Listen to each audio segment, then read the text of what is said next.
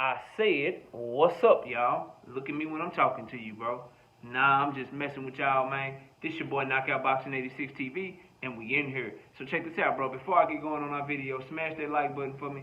Subscribe to the channel if you're new here. Share the video. Turn on your notifications, and go follow me on Twitter at KOBoxing86TV. If you got a breakdown or a prediction you'd like me to do, knockoutboxing86 at yahoo.com is my email address.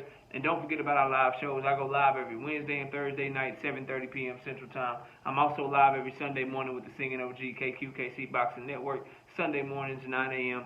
Central Standard Time. But let's go ahead and get it popping and get into our video. And today, we got our fight prediction, man. One of the most talked about fights of the week and definitely of the year, man. One that caught a lot of people off guard, and one that we hope we get to see more of, and that's top flight prospects. Top flight prospects going at it to prove that they are really the truth, to prove that they are the real deal, to prove that they can go from prospect to contender. And that's Frank Martin versus Michel Rivera. We got to do this fight prediction. 12-round, 135-pound lightweight fight, crossroads fight. One guy will still be considered a prospect and, you know, have to continue to work his way up. And the other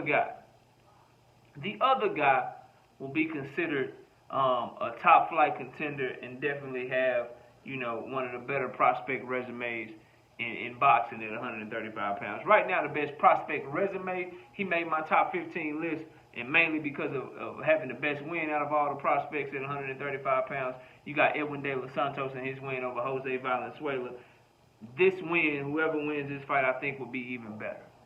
I think it'd be even better because both of these fighters are highly, highly touted. And Michel Rivera, you can't really necessarily call him a prospect no more because he's top 5 in the WBA and the #1 contender for Tank Davis's regular secondary WBA title. We all know the true champion at 135 pounds is the undisputed champion, Devin the Dream Haney. Now, Michel Rivera, 24 years old, out of the Dominican Republic, 5'9", with a 71-inch reach. He's an orthodox fighter, undefeated, 24 wins, no losses, with 14 wins by way of knockout. Frank Martin, southpaw fighter, 5'8", 68-inch reach, fighting out of Michigan, 27 years old, 16 wins, no losses, with 12 wins by way of knockout.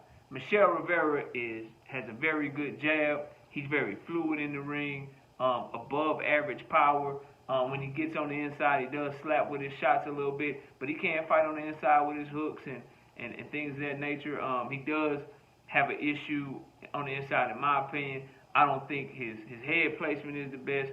I think he leaves himself open because on the inside he try to give you that shoulder, kind of that side shoulder, and like throw his uppercuts and his hooks like that. You know, I prefer inside fighting when guys are able to not square up all the way, but you know, that high guard where now you got the whole offensive repertoire, high guard, putting your head in the right position, being able to avoid shot, you know, avoid those uppercuts on the inside, block the hooks to the body with your arms and shit like that, and be able to throw punches from both sides, you know, hooks, uppercuts, you know, take an angle. Like, I like that type of inside fighting. But he's a very good fighter from distances, Michel Rivera. Love his movement in the ring. Again, his fluidity. He has pretty fast hands, and he really stays on his jab, which is something that always helps a young fighter. And I've seen him win a lot of fights because guys weren't able to figure out or get around his jab. And again, the power, I've seen him catch guys with clean shots as he's kind of stepped up in levels of competition. And I would say his power is probably average at best. He has good speed, but for whatever reason, when he hits guys, a lot of times at this higher level, you know, they don't go down. I think that's because he's focused on his movement and his boxing, and I think sometimes maybe he doesn't sit down on his shots, but he showed that if he sits down on a shot, he has been able to hurt people and get guys out of there. Frank the Ghost Martin also has a good jab. He obviously is a very quick learner of the sweet science. Started boxing when he was 19, only been boxing 8 years, and already one of the top professional prospects that we have in boxing today. Very fast, very good power, good foot movement, athletic, swift.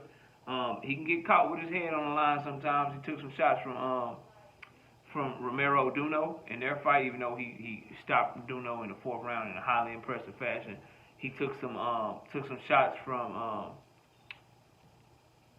the dude named Jackson Marinez. His name was slipping. So He kind of needs to work on his head movement and being more elusive with his upper body, but with his feet and his guard. Like Frank Martin can fight. Both of these guys can really fight. So Frank Martin will be at a 3-inch arm reach disadvantage, so that could be a huge part in the fight. But this is truly one of those toss-up fights. I believe the odds, they slightly got him in favor of Frank Martin. I believe like minus 300. And Michel Rivera is a plus 250. And I can see why they're that way, because Frank Martin is a more aggressive fighter. I think he's a more powerful fighter and more athletic fighter. While Michel Rivera is the guy that's probably better from range. He's a better boxer out at range because of his jab, because of his movement. I think they're both defensively responsible. But Michel Rivera, his jab is going to be the key to this fight for him. If he can get Frank Martin at the end of his jab and control Frank Martin that way, then he'll have a very good chance of winning this fight. Now, boxing Frank Martin, I don't know if he can stop Frank Martin. If he stops him, that's a huge statement, but I think his biggest path to victory is going to be keeping Frank Martin at the end of his jab. Because I believe Frank Martin will probably be the aggressor. I think he will be the one as they kind of work their way into the fight. I think Frank Martin will be the one that's coming forward in the fight. And so Michel Rivera, using that lateral movement, working his jab, setting his combinations up off his jab, using his jab to keep that range, keep that distance control, and just fighting to his advantages. He's taller, he's longer, he likes to throw his jab more, while Frank Martin likes to throw body shots and kind of work in that. He's coached by Derrick James, so kind of work in that fashion to where he's working his jab, but he's really trying to get in there and do damage to you, place his shots, hooks to the body, uppercuts on the inside, and really, just really try to put the hurting on you. Michel Rivera is much more content with boxing from a distance, so that's what he needs to look to do in the fight. For Frank Martin, he needs to do just the opposite. As the physically stronger fighter, in my opinion, as the guy that does work off his jab, but the guy that's much more looking to kind of press the action and really feel you out and see what you got. And don't get it twisted. Against Romero Duno, Frank Martin fought off the back foot a lot. Fought off the back foot a lot in that fight, and he was able to walk Duno into some counterpunch. So I'm not saying Frank Martin can't do it all, or even Michel Rivera can't get aggressive and do it all. What they're best at to me. Because Michel Rivera, he can come forward, work behind his jab, and put pressure on you, but he's much more better as a mover to me. He's much more better as somebody working off his jab, using lateral movement to set his game up that way, and being defensively responsible.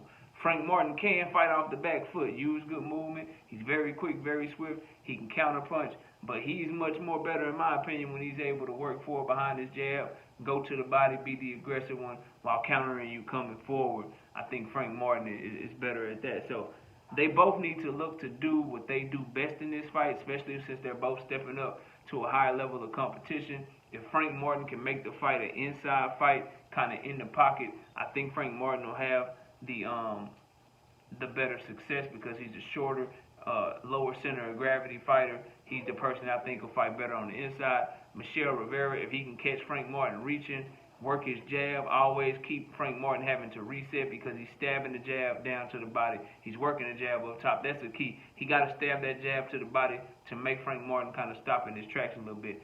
Rivera has to have his jab working. If he tries to throw power shots with Frank Martin, if he tries to get it in with Frank Martin and try to match him blow for blow, he could have trouble in this fight. He is going to have that jab pumping and throw at least 30 to 40 jabs per round, and really try to keep Frank Martin at a distance. So as far as who I'm picking and why I'm picking him in this fight, man, after thinking about this fight for a long time and breaking it down in my head, man, I'm going with Frank Martin in this fight. I'm going with Frank Martin in this fight because I like his aggression a little bit better. He can box with Michel Rivera, so it's not like he's just some bulldozer coming forward that Michel Rivera is just going to outbox and be faster than, be more swift. No, Frank Martin is an athlete, bro. He's an athlete. I think he's stronger on the inside, and I think if Frank Martin does run into any trouble in this fight, I think he got one of the best trainers in the game. I think the key that's making me lean towards Frank Martin is that, no disrespect to Michel Rivera or his coaches, I'm sure he got a great coach, I just know for a fact that Derrick James is going to be able to see what's going on with Frank Martin, Michel Rivera, and tell Frank Martin, this is what you have to do to be able to offset what he is doing, and he's going to give proper instructions throughout the entirety of the fight. I also trust Derrick James' preparation. The only time I've seen Frank Martin maybe not look his best in the fight was against Jackson Marinez, who was a last-minute replacement that Frank Martin had to fight because the guy that he was supposed to fight ended up, having to pull out of the fight for whatever reason. So with a full camp to prepare for Michel Rivera, with a full camp to really study him, I gotta go with the Derrick James trained fighter. Derrick James has been on a run all year long. We saw what the performance that Errol Spence put in against Jordanis Ugas. We saw the performance that Jermell Charlo put in against Brian Castano, and I think that trend continues, and I think you see the best performance from Frank the Ghost Martin. I think he gets the job done. Now, how is he going to get it done? Man, I don't know. I really want to pick the stoppage, bro. I do. And it's hard to do that, man. It's hard to do that because I really like Michel Ali Rivera, bro. I really do. Bro. You know what, man? I'm going to pick Frank Martin in this fight. I'm going to pick him by stoppage in this fight. I'm going to say somewhere between round 10 and round 11. Those are the two rounds to me, the money rounds, bro. I think he's going to get the late stoppage. I see him being able to close that distance effectively, kind of offsetting Michel Rivera's jab a little bit, having a huge success on the inside. I think the body work begins to get to Michel Rivera, and I think over time Frank Martin gets to him, starts winning those exchanges later in the fight, and then I think he catches him with something that hurts Michel Ali Rivera. We have seen him hurt a few times. I've seen him down before, and so I think Frank Martin will be able to get to him, touch that chin, and eventually hurt him by accumulation of damage somewhere late in the fight. That's my pick, Frank the Ghost Martin. Late stoppage between round 10 and round 11. Y'all let me know who y'all picking down below in the comment section. Appreciate y'all watching. Enjoy the rest of your day. And with that, we out of here. Peace out, y'all.